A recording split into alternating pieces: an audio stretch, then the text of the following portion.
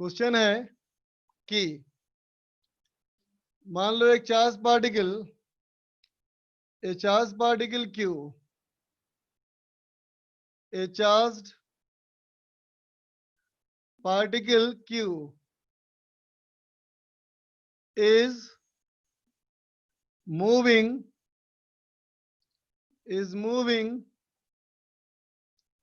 along a circular path of radius capital R, with constant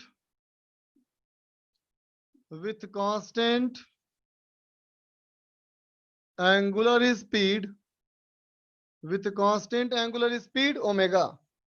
सवाल है बेटा, find first part magnitude of magnetic field at centre पे magnetic field का magnitude. B part करो, A part यहीं से। Check magnetic field at centre is constant और variable. Centre पर मैग्नेटिक फील्ड कांस्टेंट है या वेरिएबल है? चलो बनाओ बच्चा।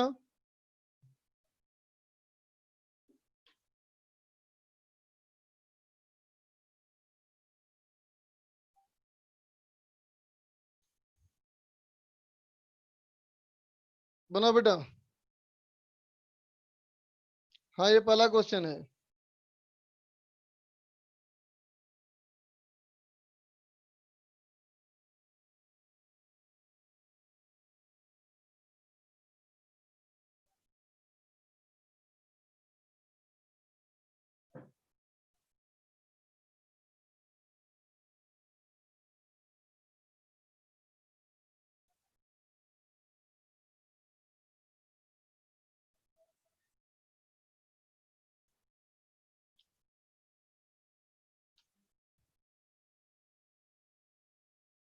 बनाओ।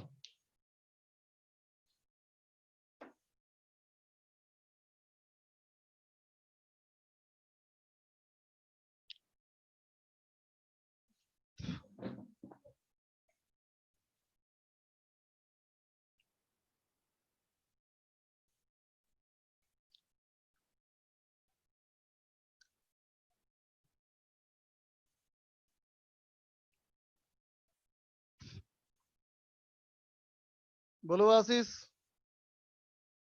के पास माइक ही नहीं है। एस कुमार,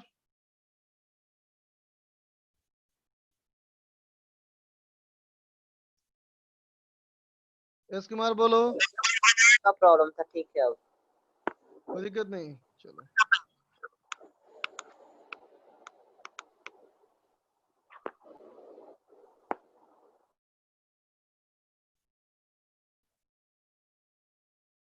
आशीष बोलो। सर आपने कल बताया था कि all points in vector in velocity vector are magnetically neutral.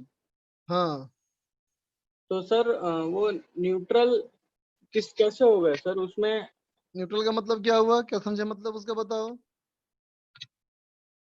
Hello हाँ, मैग्नेटिक है न्यूट्रल का, तुम क्या मतलब समझे? सर, वही पूछ रहा था।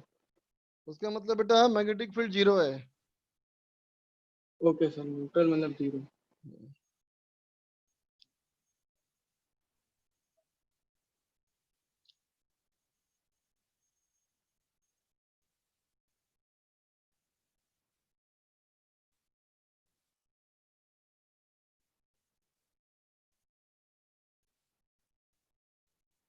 अनमोल,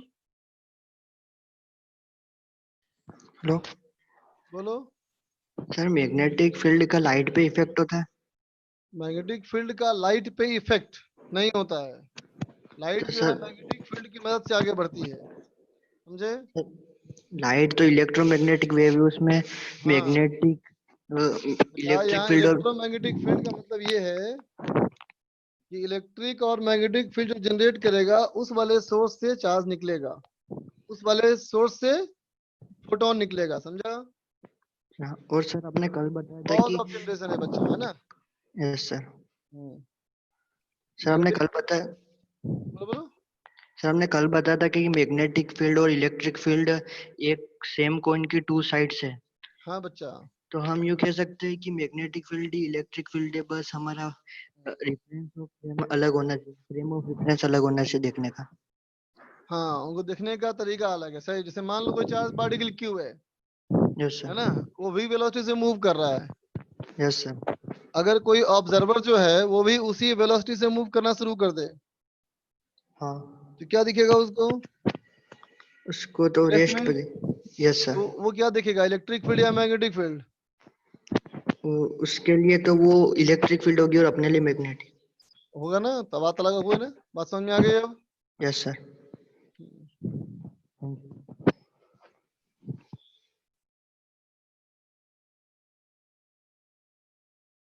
कुणाल,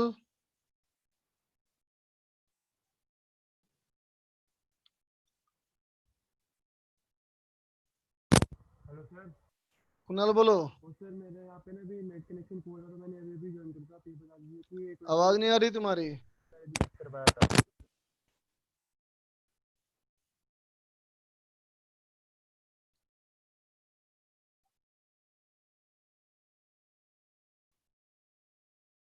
उज्जवल,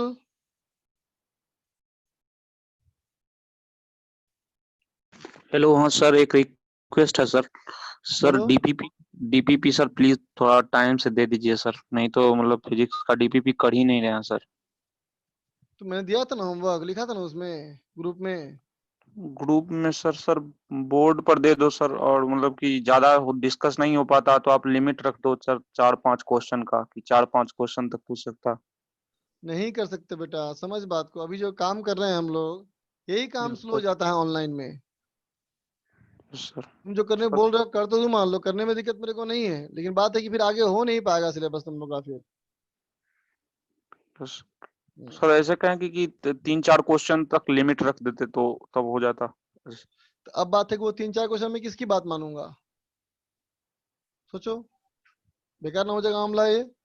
यस सर। ये डिस एक हो तो आदमी को दुखी करने का एक और तरीका हो जाएगा ये।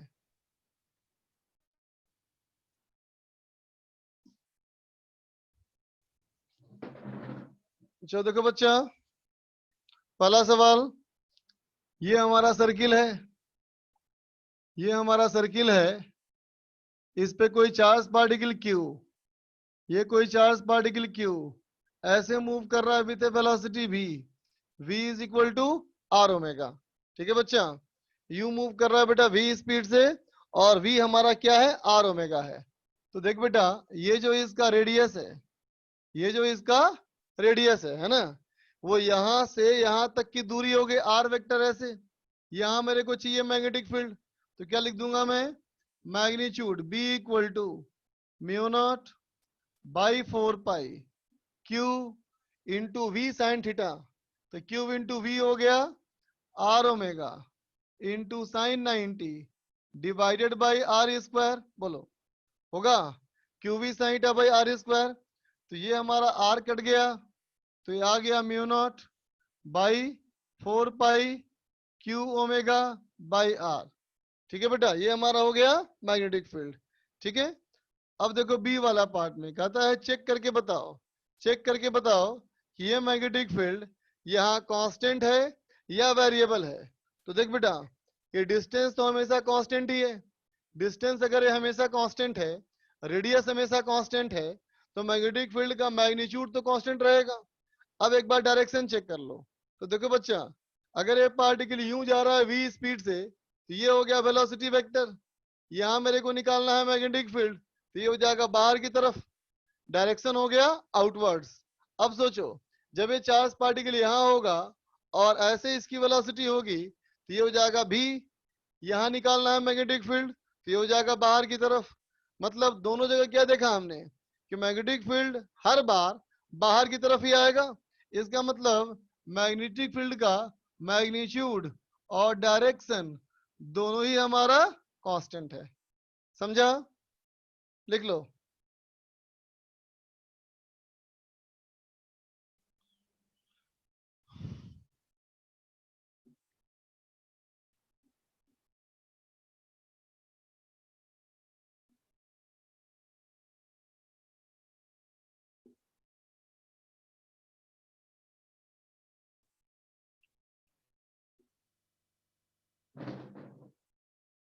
फिर से बनाओ, यही सवाल है, थोड़ा हल्का चेंज किया।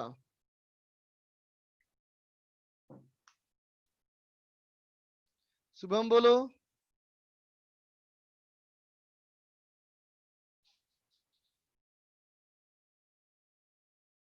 हाँ हेलो सर। हाँ बोलो। सर ये पूछना था कि जैसे आपने बताया कि चार्ज पार्टिकल से मैग्नेटिक फील्ड क्रिएट होती है, तो हाँ ऐसा कंडीशन क्या होता है उसके अंदर कि वो मैग्नेटिक फील्ड क्रिएट करता है?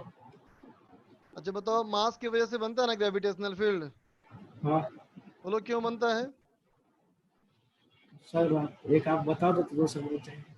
हाँ वो मास मतलब वो तो अर्थ की ग्रेविटी उसको अट्रैक्ट करती है ना। हाँ, तो अर्थ ग्रेविटेशनल फील्ड क्यों बनाता है? तो नहीं मालूम। वही तो क्वेश्चन ही बेटा इनवैलिड अपने आप में। कहोगे ना ग्रेविटेशनल फील्ड सर लेकिन मास का पूछना कुछ इनहेरेंट तो प्रॉपर्टी है, रीजन। मास का इनहेरेंट प्रॉपर्टी है, बेसिक प्रॉपर्टी है, फंडामेंटल प्रॉपर्टी है। फंडामेंटल का मतलब क्या होता है कि उसके ऊपर क्वेश्चन नहीं कर सकते, वो उसका कैरेक्टरिस्टिक्स है। मतलब वैसे सर ये ऐसा चार्ज कुछ का उसका प्रॉपर्टी है इलेक्ट्रिक मैग्नेटिक बनाना। अगर चार्ज ना हो तो तेरे को पता ही, चार्ज ना हो दुनिया में फील्ड है ही नहीं फिर तो। चार्ज ही electric field magnetic field create करने का सोर्स है। तो भाई कोई चीज अगर पहले से हो रही हो तो तुम लॉजिक ढूंढ सकते हो, लेकिन जो जिसकी वजह से आया है उसके लिए लॉजिक कैसे ढूंढेगा तुम? हम्म सर बस मतलब बस मान लेना है। क्या? मतलब ऐसा हम लोग को मान के चलना है कि charge particle magnetic field create करता है। देख दो बातें हो सकती है, या तो ऐसा मान ले या फिर तू ये मान ले कि मुझे नहीं आता है। दो ही बातें हो सकती है, और कोई बात तो नहीं हो सकती। अब अपने आईक्यू के हिसाब से सोचो, है ना? ठीक है, गूगल वगैरह पे सर्च करो, दिमाग लगाओ, ढूंढो। मेरे को तो नहीं पता बेटा। सिद्धिका? कि अगर से आपने फिर बताया था कि सेम वेलोसिटी से चलेंगे तो मैग्नेटिक फील्ड और इलेक्ट्रिक फील्ड मतलब फील होगा, तो सर वो कैसे बताया था सर, एक बार प्लीज बता देंगे? चार्ज पार्टिकल रेस्ट में रहेगा तो इलेक्ट्रिक फील्ड, मूव करेगा तो मैग्नेटिक फील्ड, है ना? अच्छा सर अपने चार्ज पार्टिकल रेस्ट में है तो इलेक्ट्रिक फील्ड, मूव कर रहा है तो मैग्नेटिक फील्ड। अच्छा ओके अब बताओ, सर। एक ही बॉडी को दो ऑब्जर्वर हाँ अलग अलग अलग अलग, स्थिति में देख सकता है ना? यस सर, रेफरेंस पे डिपेंड करेगा। हम्म ओके सर, रूपाली? सर आप डीपीपी नंबर देते चलिए, हम मतलब करते जाएंगे। ठीक, ओके। Okay sir.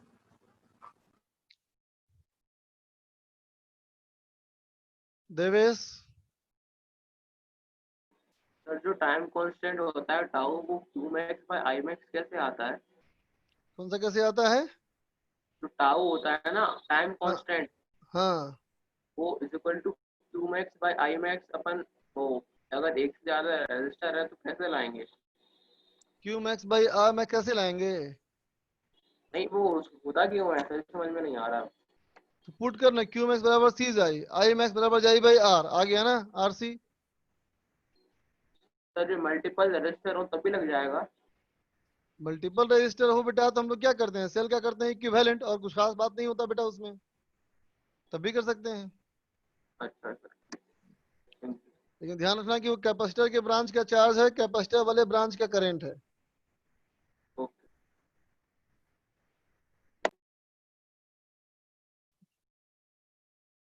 दीपक जैन यस सर। बोलो। सर सर आज आपने कितना पढ़ाया ये बता दीजिए सर। बेटा ये दूसरा क्वेश्चन करा रहे हैं अभी। दूसरा ना, ठीक है sir, thank you sir. Okay बच्चा, चलो देखो रे, ये सवाल में फर्स्ट पार्ट कहता है find magnitude of magnetic field at the axis at the distance x from centre. ठीक है, कहता है ये मान ले बेटा सर्कुलर पाथ, इस सर्कुलर पाथ में चार्ज मूव कर रहा है। मान ले अभी चार्ज पार्टिकल यहाँ पे है, अगर चार्ज पार्टिकल यहाँ पे है तो इसकी velocity v is equal to R omega, अभी प्लेन से अंदर की तरफ है। ये तुमको दिखाया मैंने सर्किल, चार्ज पार्टिकल ऐसे आकर के ऐसे जा रहा है अभी, मतलब पार्टिकल अभी अंदर की ओर जा रहा है, तो उसकी वेलोसिटी हो गई बेटा अंदर की ओर। अब मेरे को यहाँ से डिस्टेंस x, सेंटर से डिस्टेंस x, इस वाले पॉइंट पे मेरे को निकालना है मैग्नेटिक फील्ड।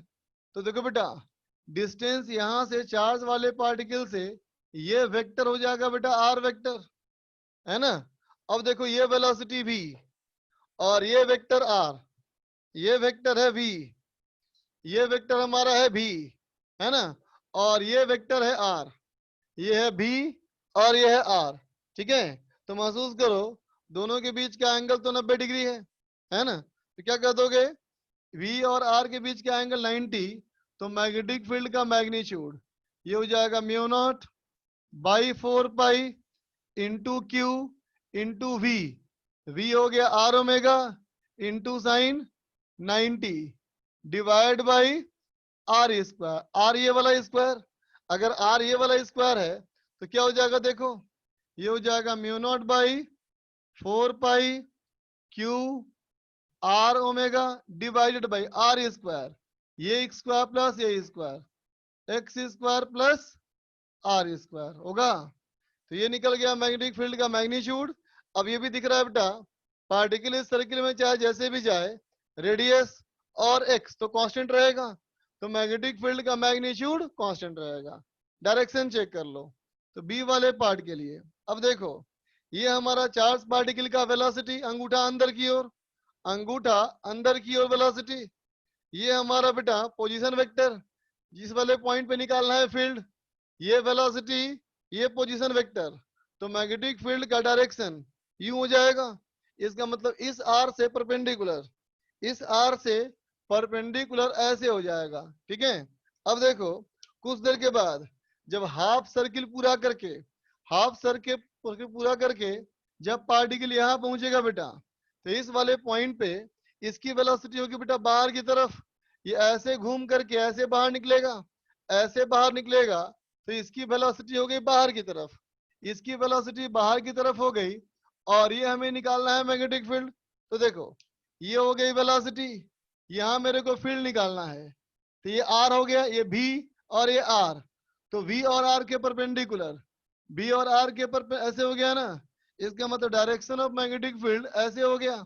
इसका मतलब मैग्नेटिक फील्ड का डायरेक्शन बेटा कांस्टेंट नहीं है, वेरी कर रहा है। ठीक है, तो क्या हो गया, तो कहोगे B cap is not constant, magnetic field का जो डायरेक्शन है वो कांस्टेंट नहीं है बेटा। इसका मतलब मैग्नेटिक फील्ड यहाँ पे वेरिएबल हो गया, है ना, मैग्नीट्यूड कांस्टेंट, डायरेक्शन वेरिएबल। ठीक, लिख ले।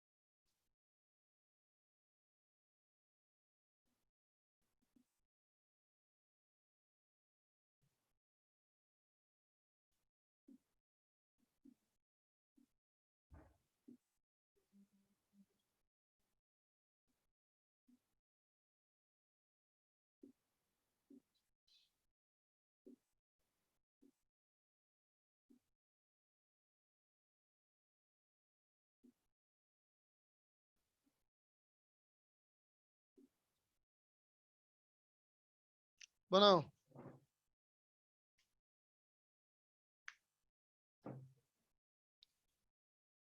श्रेय मुंडे बोलो।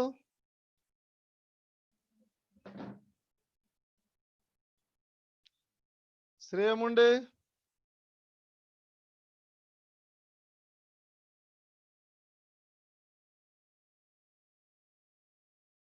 श्वेताश्व। बहुत हल्की आवाज आ रही है, सुनने के लायक नहीं है। हेलो हाँ बोलो।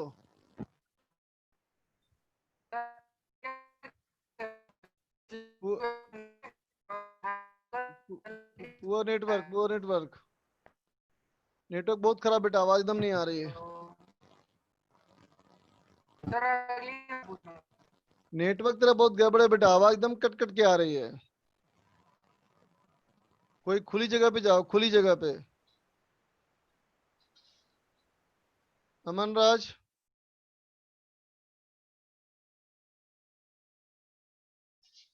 अमन।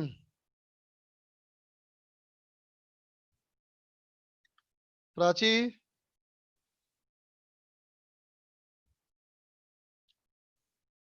ये पूछना। नितिन। हेलो। हाँ बोलो। हाँ सर, आपने परसों सर वो मैथड बताया था ना, दूसरा वाला डायरेक्शन निकालने का, सर वो बता दीजिए। डायरेक्ट मैग्नेटिक फील्ड वाला। Yes sir. देख, जब यहाँ वेलोसिटी बेटा अंदर की तरफ है तो घूम करके आएगा, तो यहाँ वेलोसिटी बाहर की तरफ होगा। सुन रहा है? तुम तो म्यूट कर लिया, तो क्या बात करेगा? अनम्यूट कर। Nitin. Yes sir, yes sir. हाँ, वेलोसिटी हो गई बाहर की तरफ, यस सर। तो वेलोसिटी की तरफ अंगूठा कर दिया, हथेली फैला दी आर की तरफ, यस सर। तो ये हो गया हमारा भी, ये है बेटा आर, तो वी और आर के परपेंडिकुलर ऐसे हो जाएगा। समझ गया? Yes sir. हाँ, जबकि इस वाले पॉइंट पे ऐसे है हमारा है वेलोसिटी, ये है आर, तो ये हो Yes, जाएगा sir. ना हमारा मैग्नेटिक फील्ड। तो डायरेक्शन हमारा कांस्टेंट नहीं है बच्चा। Thank you sir.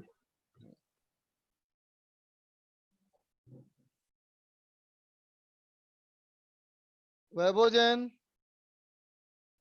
सर इसके अंदर भी साइन थीटा में थीटा एंगल कौन सा वाला है? भी और आर के बीच का एंगल, बी और आर। भी ऐसे आर ऐसे, तो देखो भी और आर में कितना एंगल बना अभी, ऐसे है ना, भी और आर 90 डिग्री एंगल है ना।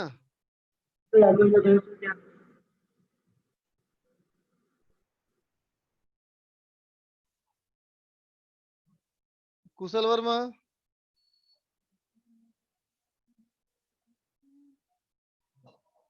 कुशल। Sir magnetic field inner frame पर डिपेंड करता है क्या? कुशल, मैग्नेटिक फील्ड हाँ फ्रेम पे डिपेंड करता है, चार्ज पार्टिकल का। चार्ज पार्टिकल की वजह से मैग्नेटिक फील्ड फ्रेम पे डिपेंड करता है, लेकिन करंट कैरिंग वायर का और परमानेंट मैग्नेट का मैग्नेटिक फील्ड फ्रेम पे डिपेंड नहीं करता। समझा? सर तो अगर हम चार्ज को स्टेशनरी रखें लेकिन फ्रेम को मूविंग कर दे तो तब भी वो मैग्नेटिक फील्ड प्रोड्यूस करेगा? तब भी उसको मैग्नेटिक फील्ड दिखाई पड़ेगा, ऐसे बोलो। Thank you sir. तब भी वो ऑब्जर्वर मैग्नेटिक फील्ड महसूस करेगा।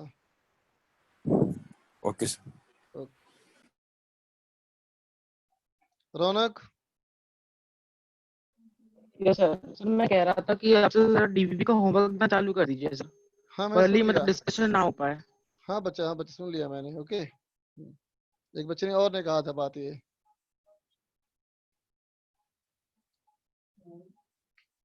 देखो बेटा सवाल,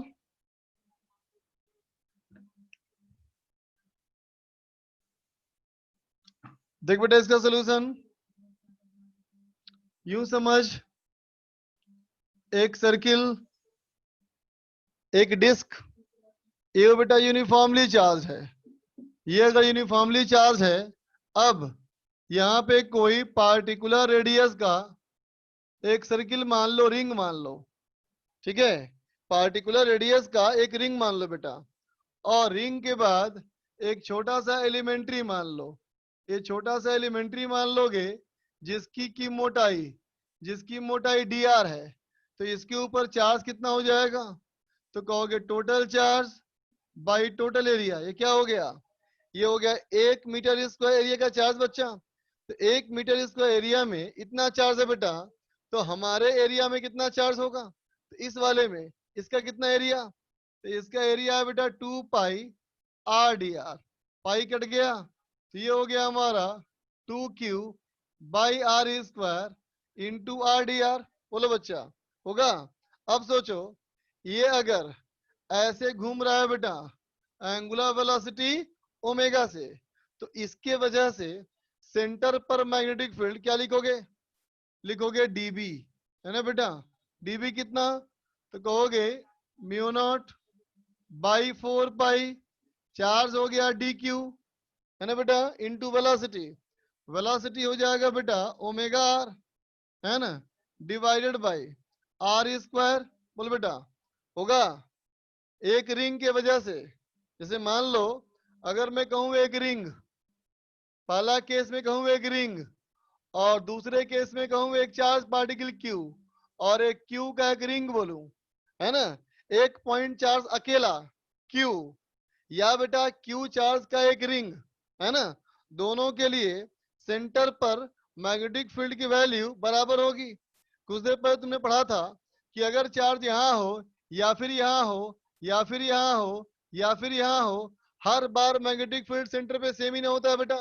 तो इस चार्ज के पोजीशन पे डिपेंड नहीं करता मैग्नेटिक फील्ड की वैल्यू एट द सेंटर। इसका मतलब पोजीशन पे डिपेंड नहीं करता है, इसका मतलब पूरे रिंग का भी सेंटर पे सेम मैग्नेटिक फील्ड होगा। ठीक है बेटा, है ना? तो यहां से हमारा आर कट गया, तो क्या लिख दोगे बेटा? B is equal to, sorry कितना हो जाएगा बेटा? ये ओमेगा आर डिवाइड बाई ये कितना हमारा बेटा? R square. ठीक है ना? तो ये देख हमारा आर कट गया, तो क्या लिख दोगे? Mu naught by 4 pi omega by R, और डी क्यू बेटा 2q by R square R D R. तो ये आर कट गया, ये आर कट गया बेटा, तो ये हो गया हमारा 2 से 2 काट लो, ये हो गया mu naught capital Q omega, mu naught capital Q omega by 2 pi R square into D R, integration 0 to R. ठीक है बच्चा, 0 टू आर में करोगे तो एक आर यहां से कट जाएगा, तो क्या आ जाएगा? बी का वैल्यू, बी तुम्हारा आ जाएगा बेटा mu naught Q omega divide by 2 pi R. ये हमारा हो गया बेटा मैग्नेटिक फील्ड एट सेंटर। लिख लो, लिख ले बच्चा।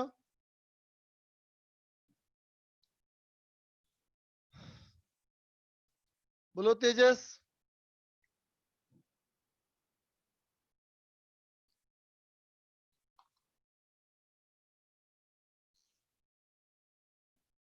तेजस नहीं बोलना है इसको।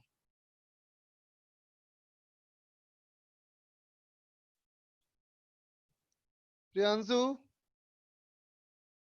सर ये जो प्रीवियस क्वेश्चन था इसमें जिसमें आपने ये सेंटर के परपेंडिकुलर एक्सिस पे x डिस्टेंस पे जब हमने मैग्नेटिक फील्ड चेक किया, उसका मैग्नीट्यूड चेक किया, डायरेक्शन चेक किया, सर अगर वही एक्सिस को अगर हम हॉरिजॉन्टल लें तो?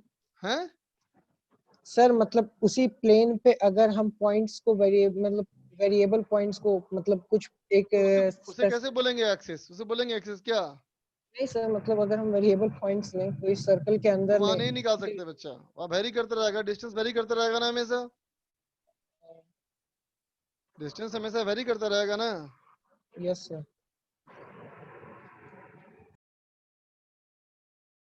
सौरभ। सर वो कह रहे थे कि पिछले क्वेश्चन में तो नेट प्रॉब्लम की वजह से समझ नहीं पाए, फिर से बताओ।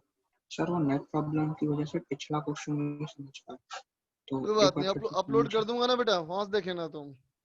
सर यूट्यूब पे ना। हाँ आदित्य। सर ये आपने साइड में रिंग वाला जो बताया था कि पोजीशन के इंडिपेंडेंट होता है, ये वाला एक बार वापस समझा फिर दीजिए। से बोलना एक बार। सर ये साइड में रिंग वाला जो आपने बताया है, ये एक बार वापस रिपीट कर दीजिए।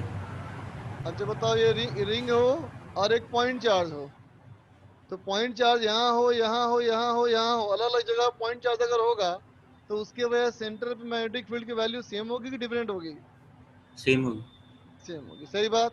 इसका मतलब अगर इस चार्ज को ऐसे क्यों न रख करके अगर इस लाइन में ऐसे डिस्ट्रीब्यूट कर दें तो भी हर एलिमेंट का मैग्नेटिक फील्ड सेम होगा। बोलो। तो सर उसमें तो बहुत सारे क्यू चार्जेस की वजह से आ गया ना फिर। लेकिन चार्ज तो अल्टीमेटली क्यू ही था ना, उसी को मैंने बांट दिया। अच्छा जैसे मान लो 5 कूलम था तो समझो एक एक कूलम बांट दिया, अच्छा, ठीक है।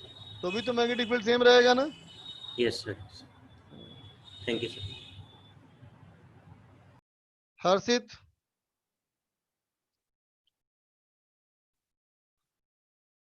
बोलो।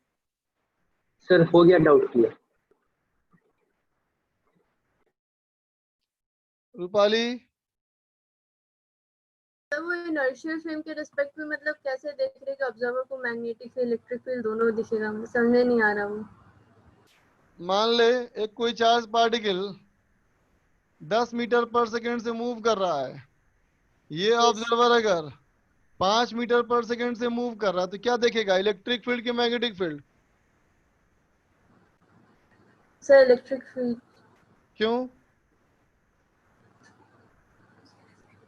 सर रेस्पेक्ट में देख रहे शायद, ये समझ में नहीं आ रहा सर, ऑब्जेक्ट के रेस्पेक्ट में। ये ऑब्जर्वर इस बॉडी को क्या देखेगा, मूविंग या रेस्ट में? Sir moving. Moving charge particle क्या प्रोड्यूस करता है? अच्छा, मैग्नेटिक फील्ड। हाँ, और अगर मान लो दूसरा ऑब्जर्वर अगर हो, ये मूव कर रहा हो 10 मीटर पर सेकंड, तो क्या देखेगा? सर रेस्ट पे। इसका मतलब इलेक्ट्रिक फील्ड। चार्ज पार्टिकल के स्थिति में कोई बदलाव किया मैंने? सर वो मूविंग था, वो बाद में मतलब उस फिर रेस्पेक्ट में रेस्ट पे हो गया। लेकिन चार्ज पार्टिकल को हमने कोई बदलाव किया? बदलाव तो नहीं किया ना इसमें कुछ भी। लेकिन बदलाव किस में हो गया, ऑब्जर्वेशन में। हाँ यस सर। इसका मतलब क्या समझ में आया कि चार्ज पार्टिकल की वजह से बनने वाला इलेक्ट्रिक मैग्नेटिक फील्ड अलग अलग ऑब्जर्वर के लिए अलग अलग होता है। Yes sir. अब बात समझ में आया? Thank you sir.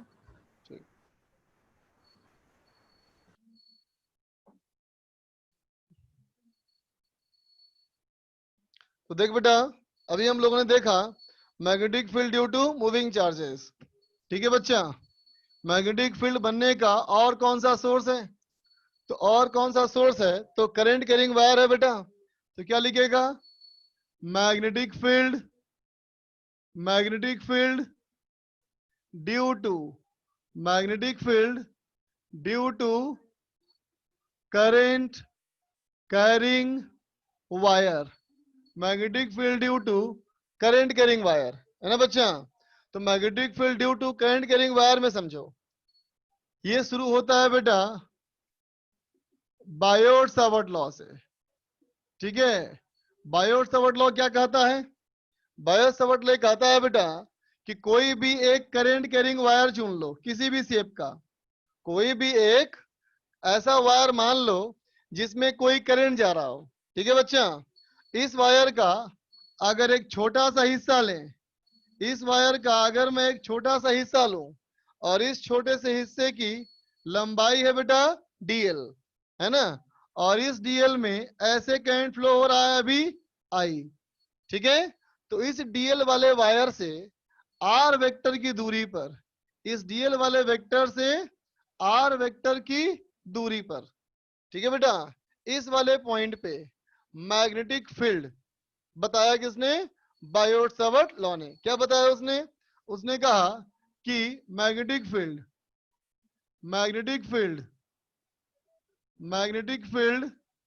Eight P वाले पॉइंट पे किसके वजह से?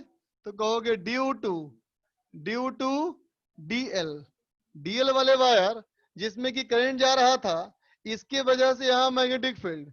उसने बताया D B vector is equal to mu naught by 4 pi, mu naught by 4 pi. क्या?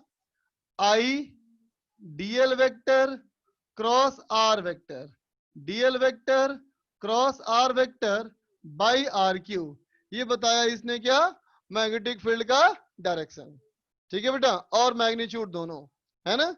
यहाँ पे एक नया टर्म लिखा मैंने, क्या? डीएल वेक्टर, है ना। तो डीएल वेक्टर क्या कहा गया? तो डीएल वेक्टर कहा गया elementary length vector, elementary length vector. किस डायरेक्शन में?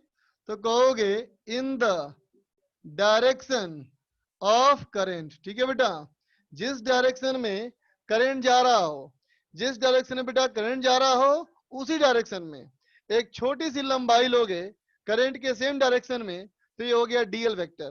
तो अभी के डायग्राम में ये है डीएल वेक्टर, है ना।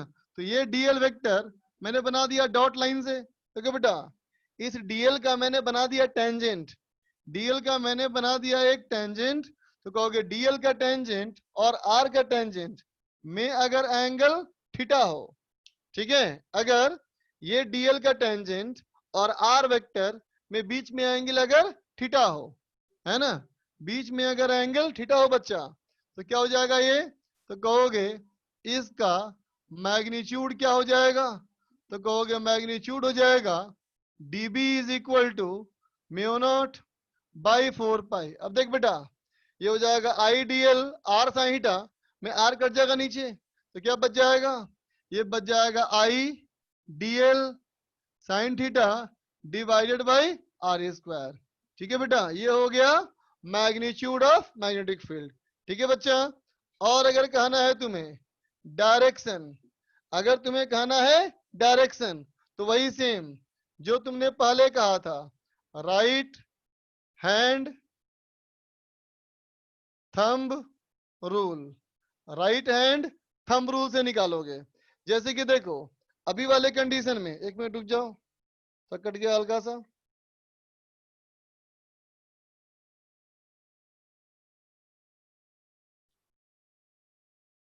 तो देख बच्चा, अभी वाले कंडीशन में ये है डीएल, इस तरफ निकालना है मैग्नेटिक फील्ड, तो डीएल आर, तो बी कैसे हो गया? अंदर की तरफ। इसका मतलब इसके वजह से यहां जो मैग्नेटिक फील्ड आएगा बेटा, ये हो जाएगा डीबी, डीबी मैग्नेटिक फील्ड अंदर की तरफ।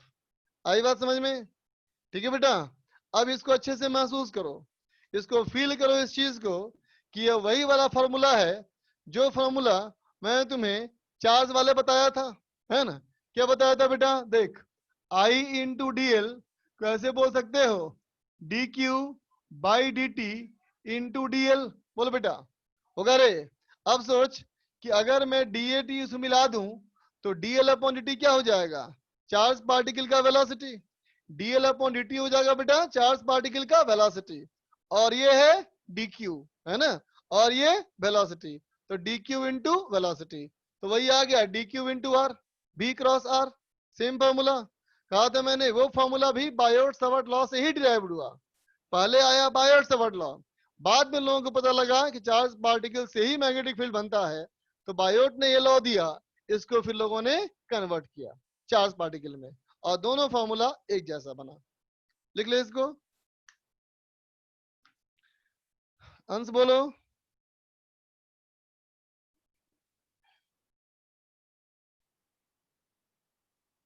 नहीं बोलना है। आदि,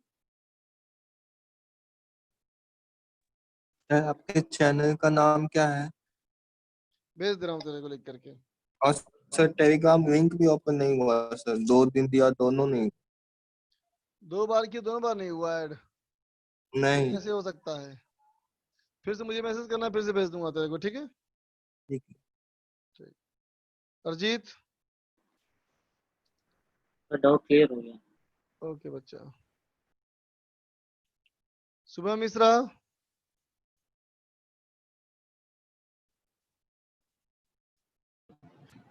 सर गलती से हो गया। ओके बच्चा।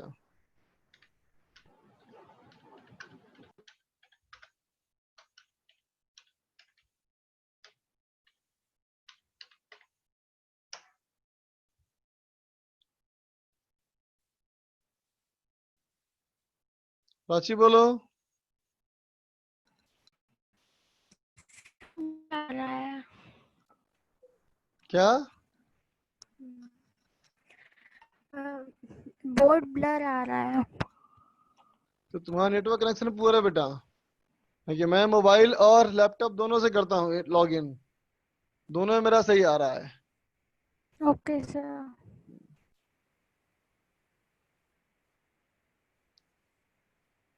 पीयूष राज।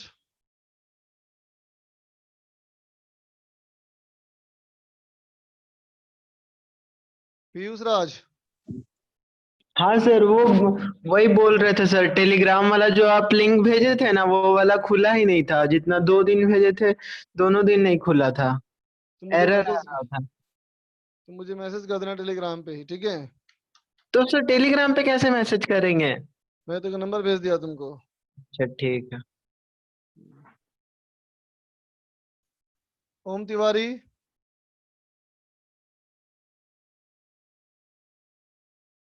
नहीं बोलना है कुछ। चल देख बच्चा, तो हमारा मूविंग चार्ज पार्टिकल से बेटा और करंट कैरिंग वायर से दोनों से बन गया मैग्नेटिक फील्ड, है ना बच्चा? अब देख, जो तुम चार्ज पार्टिकल वाले केस में बोला था बेटा, वही सेम तुम यहाँ ही बोल सकते हो कि मैग्नेटिक फील्ड लाइन कैसे बनेगा, क्लोज लूप बनेगा। किस तरह से? ये अगर चार्ज पार्टिकल डीएल है ना, तो इस डीएल से देख बेटा, इस डीएल से आर वेक्टर को कांस्टेंट रखता हुआ, आर वेक्टर को कांस्टेंट रखता हुआ घुमाओगे अगर, तो ऊपर वाला पॉइंट सर्किल में घूमेगा। इसका मतलब all concentric circles are the points where magnetic field are common, है ना बच्चा? सर्किल्स बनेंगे क्या? इस सर्किल के हर पॉइंट मैग्नेटिक फील्ड की वैल्यू सेम, ठीक है बच्चा?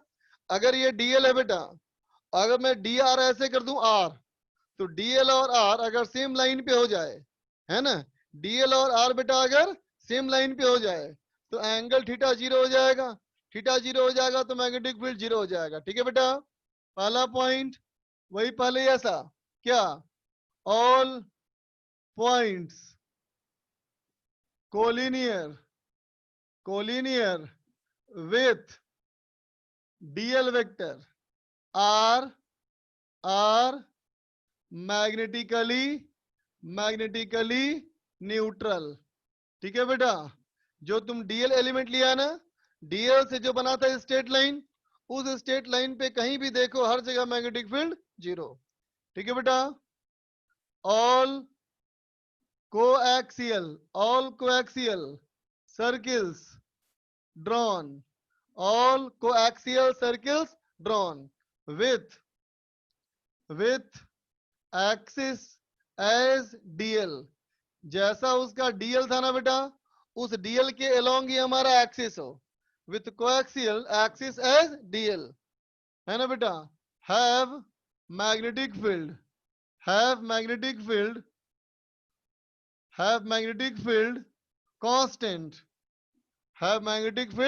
कांस्टेंट, ध्यान रखो इन मैग्नीट्यूड, डायरेक्शन नहीं, ठीक है बेटा?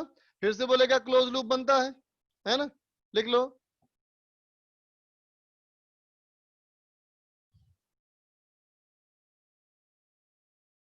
Magnetic field line always form a close loop.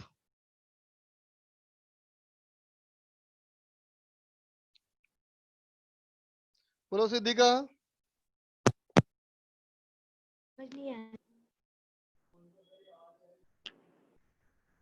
Hello. हाँ बोलो। सर ये सेकंड पॉइंट थोड़ा समझ नहीं आया। चल देख दो, ये है डीएल, ठीक है? यहां से अगर आर वेक्टर बोलूं ऐसा, तो यहां कुछ ना कुछ मैग्नेटिक फील्ड होगा बच्चा? सिद्धिका सुन रही है बेटा? Yes sir. अब सोचो, इस आर को और इस एंगल को कांस्टेंट रखता हुआ अगर मैं इस पेन को घुमाऊं तो ऐसे घूमेगा कौन जैसा? Yes sir. कौन जैसा घूमेगा ना ये? तो हाँ ये सर। वाला पॉइंट कैसे पाथ में गया? सर्किल सर्किल में गया। और हर पॉइंट के लिए आर सेम है ना? Yes sir. हर पॉइंट के लिए एंगल सेम है ना? हाँ तो मैग्नेटिक फील्ड भी सेम होना चाहिए ना? सर ये कोएक्सियल लेकिन कोएक्सियल मतलब एक्सिस सेम। ठीक जैसे है। कि मान लो यू हमारा डीएल था, ठीक है, यस सर। इसको एक्सिस मान करके तुम जितने भी सर्किल ड्रॉ करो, जैसे कि ये सर्किल है ना, हाँ सर। जैसे कि ये सर्किल हुआ, हाँ। तो यहाँ से अगर मान लो कोन जैसा बनाएगी तो ऐसे भी तो कोन बन गया और ऐसे भी हाँ। तो कोन बन गया। हम्म। तो इस सारे सर्किल के हर पॉइंट पे मैग्नेटिक फील्ड की वैल्यू आएगी कांस्टेंट। हाँ सर। यहाँ भी आएगी कांस्टेंट। Yes sir. समझ गए अब? ओके। ओके बच्चा, चल देख बच्चा आगे। अब देखा जाए magnetic field due to straight finite wire. Biot law ने जो फॉर्मूला दिया, ये बहुत छोटी सी लंबाई के वायर का दिया। अब मैं कह रहा हूं सीधा होना चाहिए और फाइनाइट लंबाई का होना चाहिए। मान ले बच्चा, ये हमारा कोई स्ट्रेट वायर, इसकी कोई एक खास लंबाई है, इसकी लंबाई जो है वो कोई सीमित लंबाई है, ठीक है। इस वाले वायर में मान ले बच्चा कि करंट इसमें जा रहा है हमारा आई, ठीक है, और इस वाले वायर से जो परपेंडिकुलर डिस्टेंस है, ये परपेंडिकुलर डिस्टेंस डी पे, परपेंडिकुलर डिस्टेंस डी पे, या चलो आर मान लेते हैं, हम इस वाले पॉइंट पे निकालना चाहते हैं मैग्नेटिक फील्ड, ठीक है बच्चा। इस वाले पॉइंट पे इस पूरे वायर की वजह से हम निकालना चाहते हैं बेटा मैग्नेटिक फील्ड, है ना। ये पॉइंट को अगर इस वाले पॉइंट से जोड़ा गया और अगर इसको इस वाले पॉइंट से जोड़ा गया तो इस तरफ का एंगल है अल्फा और इस तरफ का एंगल है बीटा। तो डायग्राम में तुम खुद देखो बेटा, अल्फा और बीटा दोनों का डायरेक्शन मैंने उल्टा लिया है, ये क्लॉकवाइज है और ये एंटी क्लॉकवाइज है, ठीक है बच्चा। अब ध्यान दे, मुझे इसकी वजह से यहाँ निकालना है मैग्नेटिक फील्ड, है ना बेटा। तो मैंने क्या किया, देखो मैंने क्या किया कि इस वाले पॉइंट से इस वाले पॉइंट से बेटा वाई डिस्टेंस नीचे, वाई डिस्टेंस नीचे एक छोटा सा एलिमेंट माना और कहा ये एलिमेंट की लंबाई है डीवाई, ठीक है। ये डीवाई की एक और पहचान है, क्या पहचान है कि इसको अगर यहां से मिला दो और इसको अगर यहां से मिला दो, है ना, तो ये एंगल हमारा है थीटा और ये एंगल है डी थीटा। डायग्राम में दिखा, यहां से थीटा एंगल पे हमने डीटा का एलिमेंट लिया, जो डीटा का एलिमेंट है वो हाइट के टर्म में y के बाद dy है, ठीक है बच्चा। अब देखो ये जो हमारा करंट है बेटा, ये करंट का डायरेक्शन ऊपर की तरफ, करंट की डायरेक्शन ऊपर की तरफ, और ये हो गया बेटा हमारा r, इसको मान लिया मैंने r डैश, तो ये वाला एंगल क्या हो जाएगा, देखो dl और r में ये एंगल हो जाएगा 90 माइनस थीटा, है ना बेटा, ये हो जाएगा 90 माइनस थीटा। तो अब लगा दो फॉर्मूला, बायोट-सावर्ट लॉ का फॉर्मूला लगाओ। तो बायोट-सावर्ट लॉ का फॉर्मूला लगाओगे तो क्या लिखोगे, dB, dB magnetic field equal to mu naught by 4 pi I dl, dl की जगह पे है dy, तो I dy, ठीक है बेटा।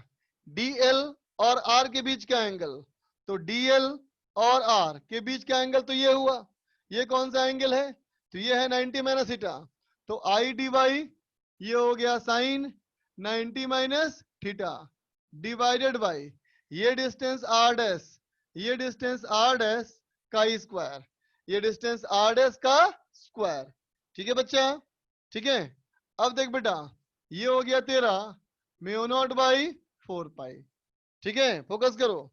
अगर मैं कहूं बेटा इस ट्रायंगल में आ जाओ, इस ट्रायंगल में आ जाओ, तो तुम बोलेगा cos theta, cos theta equal to r by r dash, cos theta equal to r by r dash, ठीक है बेटा।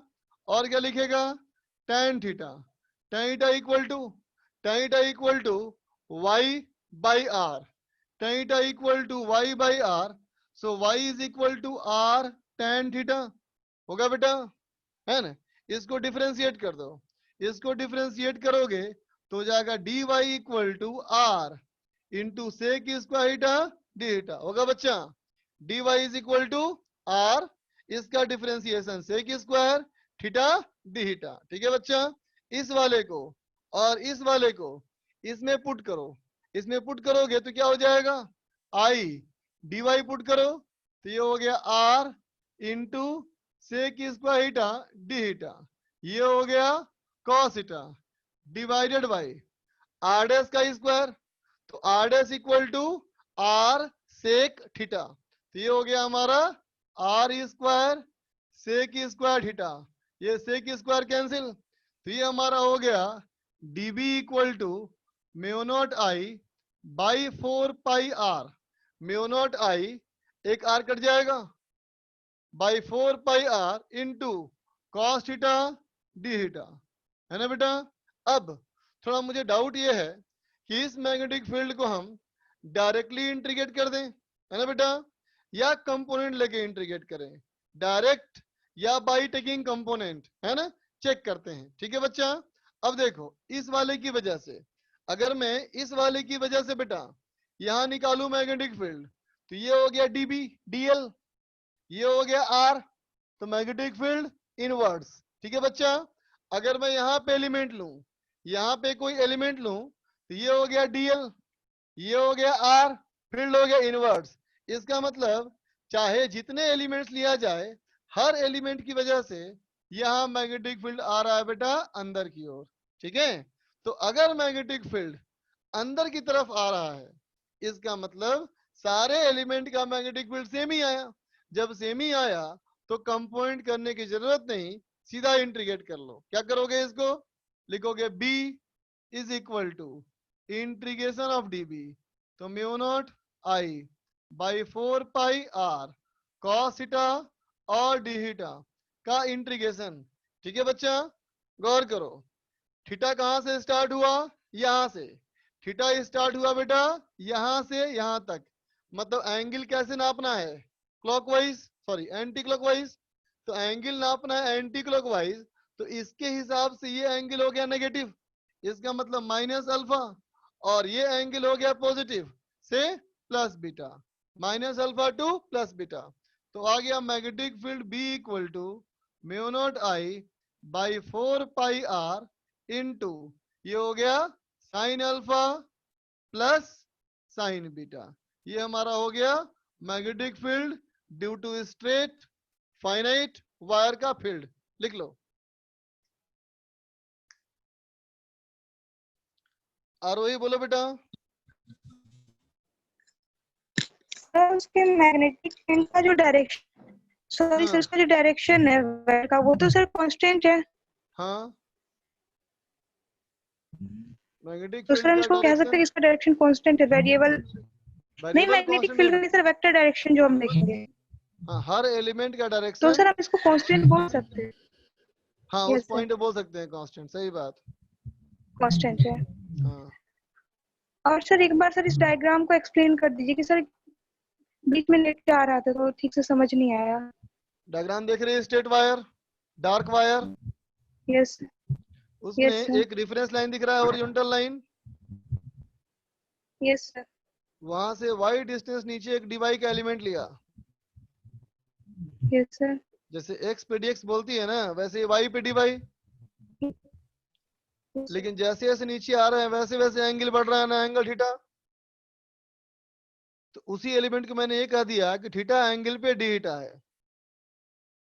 सुन रही है, कहाँ चली गई शुभम? सर वो आर डैश का value r sec square theta कैसे, cos थीटा इक्वल टू क्या लिखा है देखो तो,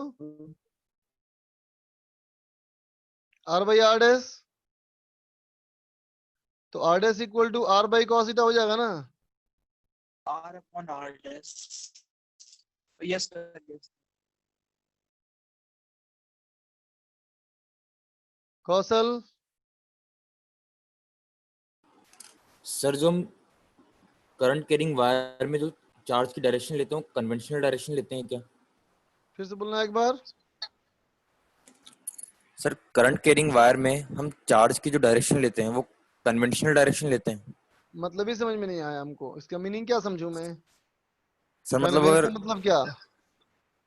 मतलब पॉजिटिव चार्ज की तरफ और हाँ अगर हमेशा नेगेटिव चार्ज तो देखें। हम हमेशा ऐसे ही नहीं मानेंगे बेटा, जिस डायरेक्शन में करंट है उधर ही मानते हैं ना हाँ flow of positive charge, negative उसका उल्टा। ये सर जैसे हम अगर इलेक्ट्रॉन्स को माने तो उल्टा जा रहा है वो, नीचे आ रहा है इसका मतलब। डायरेक्शन चेंज हो जाएगी। हाँ किसकी डायरेक्शन? वेलोसिटी की डायरेक्शन चेंज होगा, मैग्नेटिक फील्ड सेम ही आएगा। नहीं सर मैग्नेटिक फील्ड की डायरेक्शन भी चेंज हो जाएगी ना उससे। फॉर्मूला लगाओगे तुम क्या, μ0/4 pi Q V cross R. Positive हाँ चार्ज के लिए प्लस क्यू रखोगे, नेगेटिव चार्ज के लिए माइनस करोगे, ओके और सर। वेलोसिटी भी उल्टा हो गया तो प्लस माइनस माइनस हो जाएगा प्लस। हाँ आ गया समझ सर। गया? समझ गया? Yes sir. Hmm, thank you sir. Welcome बच्चा। चल देख बेटा आगे, डायग्राम इरेज कर रहा हूं और डाल रहा हूं बेटा इसमें स्पेशल केस।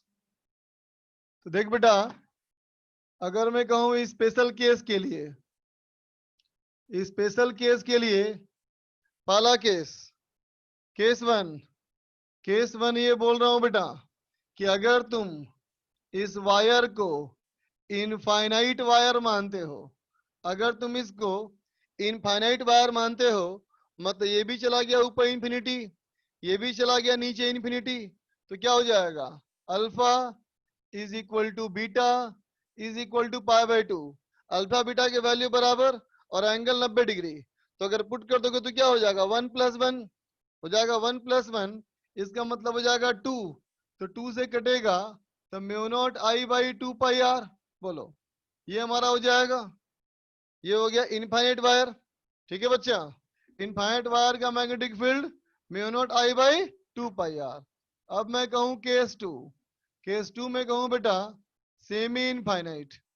ठीक है, तो सेमी इनफाइनाइट वायर का मतलब क्या हुआ? तो देख बेटा, सेमी इनफाइनाइट वायर का मतलब हुआ कि सिर्फ एक ही तरफ इन्फिनिटी है, ये है अप टू इन्फिनिटी, एक ही तरफ इन्फिनिटी है बेटा, है ना। और यहां से परपेंडिकुलर डिस्टेंस, यहां से परपेंडिकुलर डिस्टेंस इस वाले पॉइंट पे हमको निकालना है मैग्नेटिक फील्ड। तो देखो बेटा, ऊपर का एंगल साफ हो गया, ऊपर का एंगल साफ हो गया तो अल्फा 0, और नीचे हो गया एक्सटेंड अप टू इन्फिनिटी, तो बीटा हो गया π/2। ठीक है, दोनों को पुट करो इसमें, तो ये आ जाएगा b इक्वल टू μ0I/4πr। ठीक है बेटा, ये दो फॉर्मूले बहुत जगह होते हैं इस्तेमाल, है ना। एक कम इस्तेमाल होगा, वही दोनों ज्यादा इस्तेमाल होगा, तो दोनों फॉर्मूला तुमको याद आना चाहिए। ठीक है, चलो अब करेंगे डिस्कस बेटा, होमवर्क नोट कर लो। शुभम क्या हो गया बोलो? शुभम, यही पूछना है। आदित्य, सर हो गया था कि ओके। होमवर्क क्या दिए थे याद है आदित्य? Yes sir. होमवर्क क्या दिया था? सर कैपेसिटेंस में एक्सरसाइज 2 पार्ट 1 और 2 पार्ट 3। ठीक, 2 पार्ट 1 में कुछ हुआ है डिस्कस? नो सर नहीं। 2 पार्ट 1 में कुछ भी नहीं हुआ अभी डिस्कस हम लोग का, कुछ तो हुआ है लग रहा है मुझे 2 सर पार्ट एक 1 बार में। चेक कर लेता हूँ। चेक कर लो।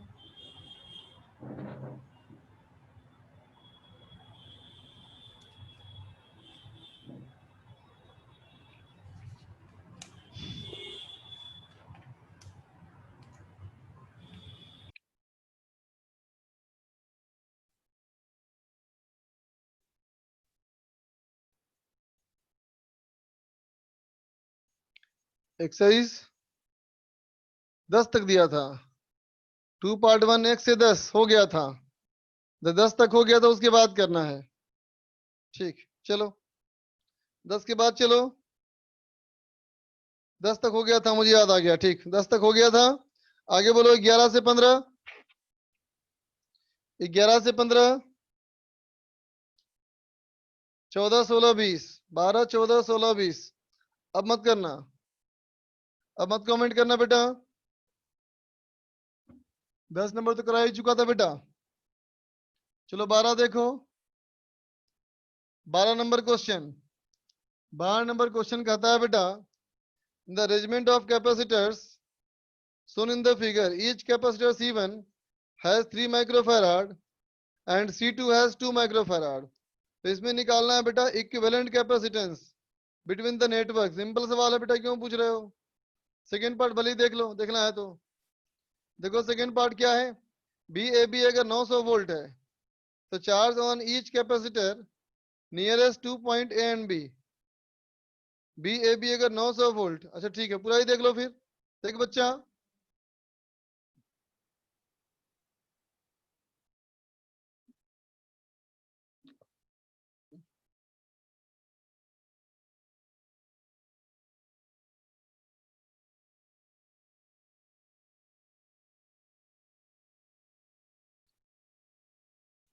देख बेटा, C1 हमारा है 3 माइक्रोफैराड का और C2 है बेटा 2 माइक्रोफैराड का, ठीक है।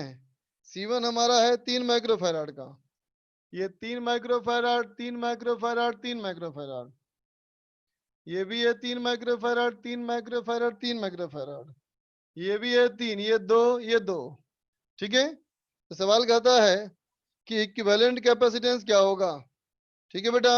देख दो, अगर बोलेगा 3 3 3, ये हो गया 1, ये हो गया हमारा 1 और 1 के साथ ये 2 हो गया पैरेलल, तो ये पूरा हो गया 3, ये पूरा हो गया 3, फिर हो गया 3 3 और 3, फिर हो गया पूरा 1, ये पूरा हो गया 1, तो 1 + 2 हो गया 3, फिर 3 3 3, तो पहले वाले का आंसर क्या हो गया 1 माइक्रोफैराड, ठीक है बेटा। दूसरे वाले पार्ट में कहता है यहाँ पे हाई वोल्ट, यहाँ पे लो वोल्ट, यहाँ पे 900 वोल्ट का सेल लगा दो, ठीक है। तो चार्ज कितना कितना आएगा, तो देख बेटा 900 अगर है ना, और इक्विवेलेंट हमारा 1 माइक्रोकूलम है, इसका मतलब टोटल चार्ज कितना हो जाएगा, टोटल हो जाएगा हमारा कितना 900 इंटू 1, 900 माइक्रोकूलम, ठीक है बेटा। तो 900 माइक्रोकूलम का चार्ज हो गया, और इस 900 माइक्रोकूलम के चार्ज के बाद देख बच्चा, कहोगे 900 चार्ज यहाँ से फ्लो करेगा Q, यहाँ से आएगा बेटा Q, तो क्या कहा था, इधर पूरा आया था कितना 1 और ये था 2, इधर आया था 1 इधर आया था 2, इसका मतलब 1:2 के रेशियो में बट जाएगा, 1:2 के रेशियो में बटेगा, है ना। ज्यादा कैपेसिटेंस पे ज्यादा चार्ज, क्योंकि पैरेलल है, तो इस पे हो जाएगा बेटा 2Q/3 और इधर चला जाएगा Q/3, ठीक है बेटा। फिर यहाँ जाएगा, फिर बढ़ जाएगा 1:2 में बेटा, तो ये हो जाएगा 2Q/9, इसमें चला जाएगा Q/9। इस तरह से हर कैपेसिटर पे चार्ज निकाल लिया तुमने, तो कहीं भी निकाल सकते हो बेटा पोटेंशियल डिफरेंस। 14 नंबर देखो, 11 बुक से पूछना है, 11 पूछने के लायक नहीं है, 11 पूछने के लायक नहीं है, ध्यान से देखो। व्हीटस्टोन ब्रिज है वो, शॉर्ट सर्किटिंग वाला कॉन्सेप्ट लगाओ। 14 नंबर देखो, 14 नंबर सवाल,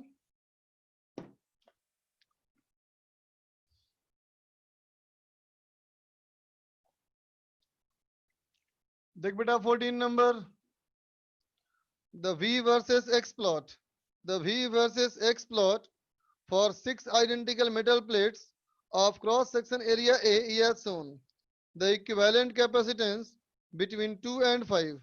कहता है 2 नंबर प्लेट और 5 नंबर प्लेट के बीच में इक्विवेलेंट कैपेसिटेंस क्या होगा। जितने वर्टिकल लाइंस हैं बेटा, वो सारे लाइंस कोई ना कोई प्लेट्स हैं, ठीक है। तो देखो हमारे सारे प्लेट्स हैं, कौन कौन, 1 2 3 4 5, ठीक है।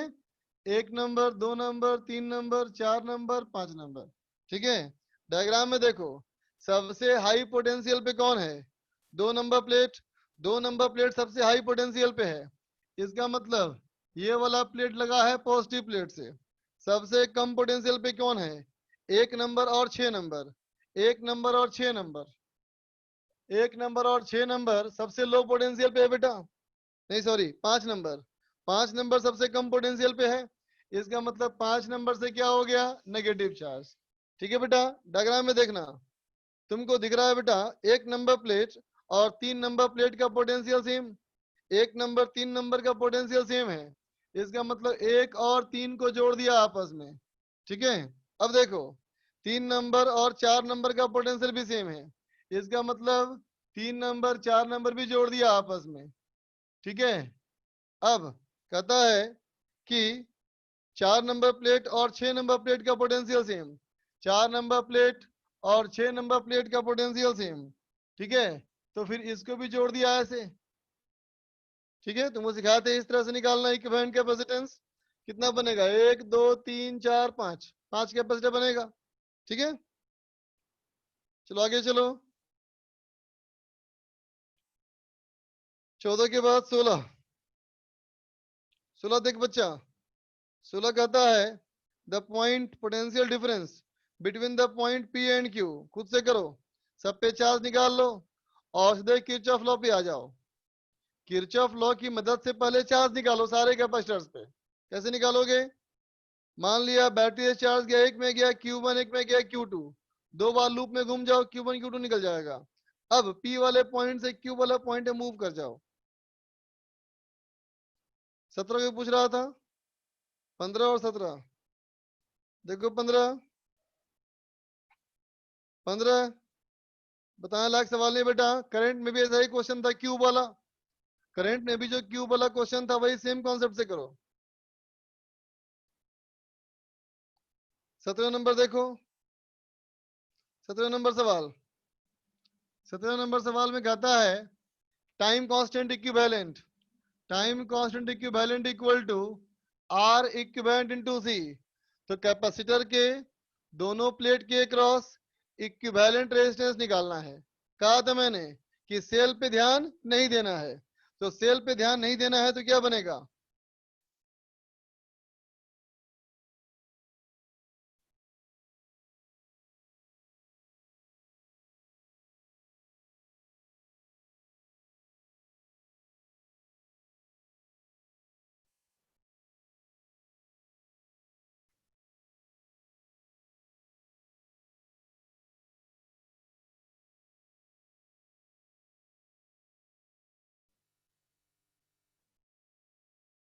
अब देख, सेल पे ध्यान नहीं दिया तो सिंपल वायर जोड़ दिया।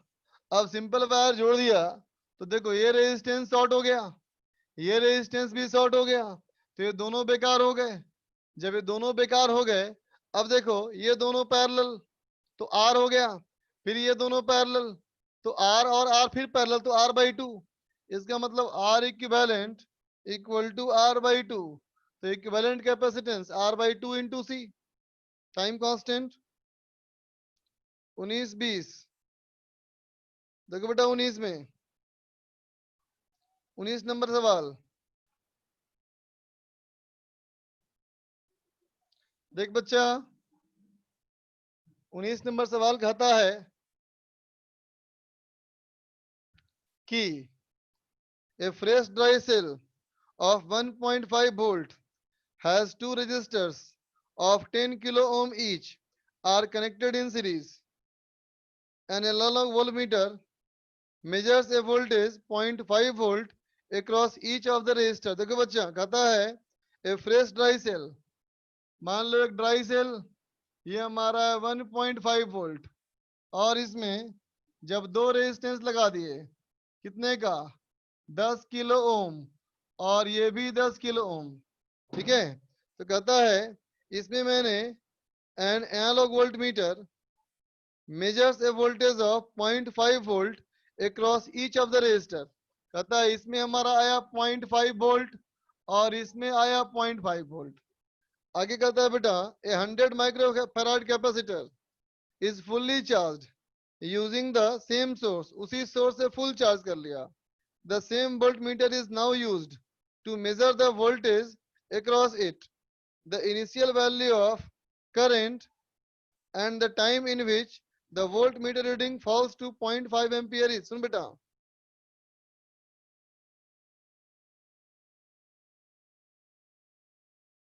कहता है the same voltmeter is now connected across the capacitor. ठीक है बच्चा, ये था 1.5 वोल्ट 100 माइक्रोफैराड कैपेसिटर. इससे चार्ज करोगे तो इस कैपेसिटर पे हो जाएगा 150 माइक्रोकूलम.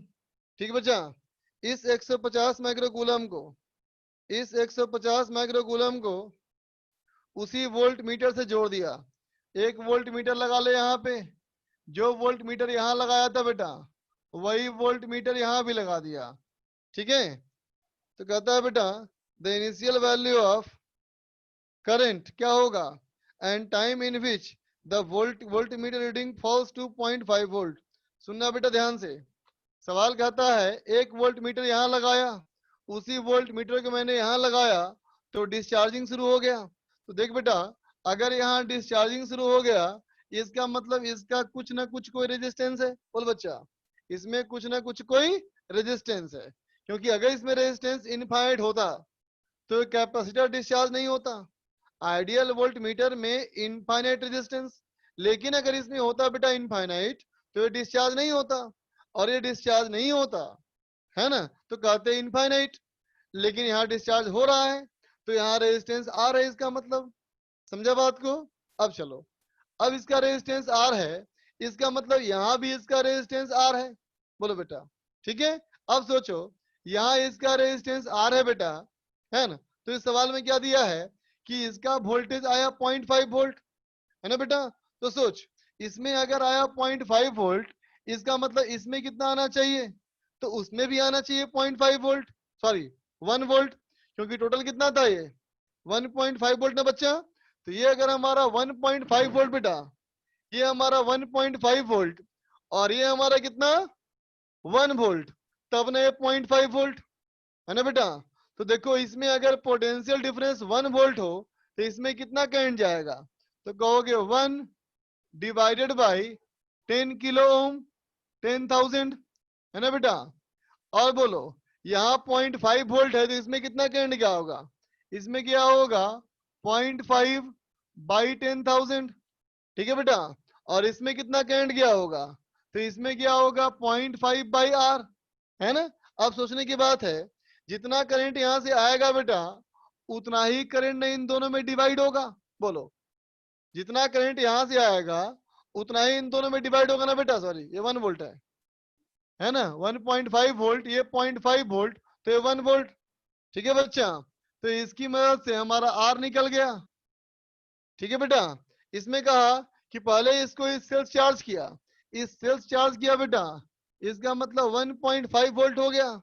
तो 0.5 वोल्ट होने में समय कितना लगेगा, डिस्चार्जिंग का फॉर्मूला इस्तेमाल करो, Q equal to Q naught e to the power minus t upon RC. RC सब पता है तुमको, ये Q कितना, तो कहोगे C इंटू 0.5 और ये Q नॉट कितना C into 1.5 e to the power minus t upon RC. अब यहां से T निकाल लो. ठीक है, आगे चलो. 20 नंबर देख बच्चा, लिख रहा है 20 नंबर का सॉल्यूशन गलत है. देख लेते हैं, हमको नहीं पता बेटा, मैं सॉल्व कर रहा हूं, मैच कर लेना तुम. 20 नंबर कहता है refer to the circuit given below. Initially the switch S is in the position 1. पहले स्विच पोजीशन 1 में था for 1.5 second. Then the switch is change to position 2, फिर पोजीशन 2 में कर दिया. After time t the voltage across 5 kilo ohm resistance is found to be 1.226 volt. तो कहता है टाइम का वैल्यू क्या होगा. समझा बेटा. पहले हमने क्या किया, स्विच को S को जोड़ दिया बेटा 0.1 से, तो 0.1 से जोड़ दोगे तो कैसा हो जाएगा सर्किट, तो सर्किट हो जाएगा तुम्हारा ऐसा 10 किलो ओम और ये कैपेसिटर, ये बेटा 22 माइक्रोफैराड. ठीक है बेटा. सबसे पहले टाइम कांस्टेंट निकाल लो, मल्टीप्लाई कर लो तो 220 मिली सेकेंड। ठीक है बेटा। अब कहता है इसको हमने t समय तक छोड़ दिया, तो t समय तक छोड़ दिया बेटा, तो इस पे कितना आ गया होगा चार्ज? तो इस पे चार्ज आ गया होगा q equal to q naught. और क्यू नॉट कितना बोल दोगे? क्यू नॉट कितना बोल दोगे? तो कहोगे क्यू नॉट हो जाएगा सी जाई, इसका मतलब 220 माइक्रोकूलम। तो अभी चार्ज कितना आ जाएगा q? तो q आ जाएगा q naught 1 minus e to the power minus t by tau 1, minus t by tau 1। फिर कहता है अब इसको शिफ्ट कर दिया स्विच को, अब स्विच को शिफ्ट कर दिया, तो स्विच को शिफ्ट कर दोगे तो क्या हो जाएगा? अब पहुंच जाएगा इसमें, देखो अब ये हो जाएगा सर्किट।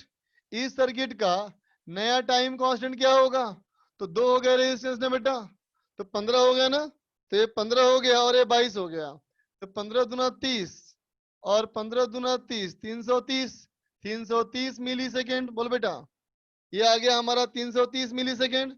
अब सवाल कहता है बेटा कि टोटू हमारा 330 मिली सेकेंड बेटा, है ना। तो अब इसको डिस्चार्ज होना शुरू हुआ, जब डिस्चार्ज होना शुरू हुआ तो क्या बन जाएगा? तो कहोगे Q इक्वल टू, अब हो जाएगा Q1 initial charge e to the power minus t by tau. बोलो बेटा टी बाई टो 2। तो क्या बोलोगे? ये हमारा Q, ये T अलग है बेटा, ये T अलग है, ये Q कितना 1.226 वोल्ट, इसका मतलब C इंटू 1.226 और Q1 कितना ये Q naught into 1 minus e to the power minus t by tau 1 e to the power minus कितना समय लिखा था बेटा ये?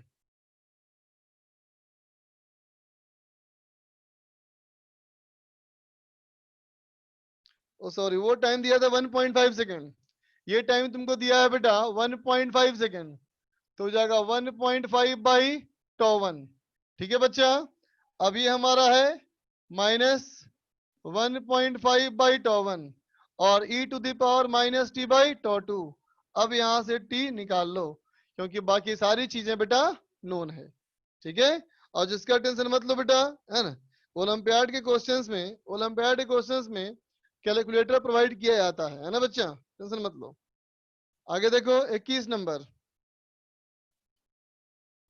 21 नंबर सवाल 21 कहता है बेटा the capacitance of A parallel plate capacitor is C not. Dielectric हमारा है बेटा epsilon r, thickness 1/4 of the plate separation is placed between the plates, capacitor become C, तो value of C upon C not खुद से करो। ऐसा question पूछे हो तुम 22 नंबर। 22 नंबर में देखो बेटा, डाइलेक्ट्रिक जब इंटर करेगा, डाइलेक्ट्रिक इंटर करेगा तो पहले K वाला इंटर करेगा और फिर 2K वाला इंटर करेगा, है ना। इसका मतलब पहले डाइलेक्ट्रिक में कैपेसिटेंस बढ़ने का रेट कम होगा और बाद में बढ़ने का रेट ज्यादा होगा। बोलो, पहले वाले में बेटा इंटर कर रहा है क्या? K इंटर कर रहा है ना, लेकिन K पूरा इंटर करने के बाद फिर 2K इंटर करेगा, है ना बेटा। जब 2K इंटर करेगा इसका मतलब पहले इंक्रीज करने का रेट कम, बाद में इंक्रीज करने का रेट ज्यादा, इसका मतलब स्लोप कम और ज्यादा ना बेटा। लेकिन स्लोप कम और ज्यादा में ये ग्राफ स्ट्रेट लाइन होगा या कर्व होगा तो पता करना पड़ेगा। तो निकालो बेटा कैपेसिटेंस। देखो मान लो ये कैपेसिटर, ठीक है बच्चा।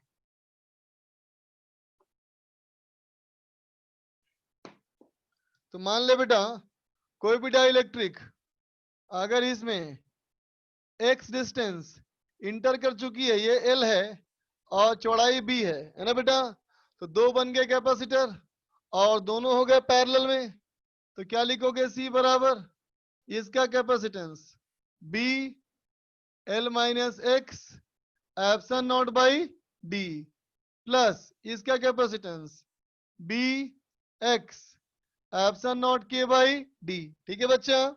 अब इसको तुम DC अपॉन DT करोगे, टाइम के रेस्पेक्ट में डिफरेंशिएट करोगे बच्चा, तो ये हो जाएगा B epsilon naught by D constant, L का डिफरेंशिएशन 0, इसका differentiation minus dx upon dt और इसका differentiation dx upon dt into K, है ना बेटा। dx अपॉन dt हो गया वेलोसिटी, और वेलोसिटी लिखा है कांस्टेंट, इसका मतलब b epsilon not v upon d into के माइनस 1। क्या आया बेटा, x पे डिपेंड नहीं किया, इसका मतलब स्लोप कांस्टेंट, पहले स्लोप कम बाद में स्लोप ज्यादा, तो ऑप्शन हो जाएगा बेटा बी। समझ गए, इसका ऑप्शन हो जाएगा बी। आगे चलो,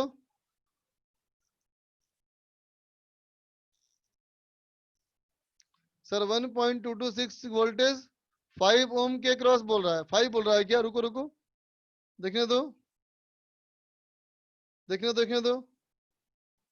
कहता है बेटा after time t the voltage across 5 kilo ohm resistor, हाँ गलत कर दिया मैंने, ये गलत हो गया है ना बेटा।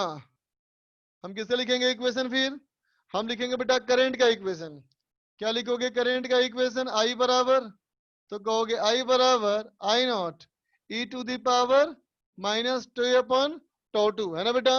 तो इसमें हमारा वोल्टेज कितना 1.226, इसका मतलब इसमें कितना करंट हो गया, तो इसमें आई हो गया 1.226 by 5005 kilo ohm equal to i naught initial current. Initial current discharging circuit में कितना आया था, याद करो, आया था क्यू नॉट बाई टू 2। बोलो बेटा q naught by tau e to the power, और क्यू नॉट हमारा कितना है, इनिशियल चार्ज है Q1, इसका बेटा इनिशियल चार्ज है क्या Q1 into e to the power minus t upon to 2। ठीक है बच्चा, वो सही तरीका हुआ। आगे चलो, अब टाइम भी खत्म हो गया, छोड़ो अभी इतना ही बच्चा। होमवर्क आगे बता दे रहा हूं, होमवर्क में एक्सरसाइज 2 पार्ट 2 पार्ट 3, ठीक है बेटा, या खाली पार्ट 3 कर दूं, कल क्लास है क्या हमारा, कल क्लास है, रुको रुको तब नहीं, सिर्फ 3 दे रहा हूं बस। और चलो एक डीपी दे देता हूं, डीपी नंबर कहां से स्टार्ट करें, तुमको मैंने 10 काम 10 डीपी दिया था ना होमवर्क वाले, 10 डीपी दिया था, है ना बेटा। तो चलो मैं वहां से आगे बात करता हूं, तुम स्टार्ट करो B5 से स्टार्ट करो, B5 से स्टार्ट करो, B1 से स्टार्ट करोगे, हाँ चलो चलो B5 से स्टार्ट करो बेटा, छोड़ो B5 तक स्टार्ट करो। चलो बेटा बाय अभी के लिए।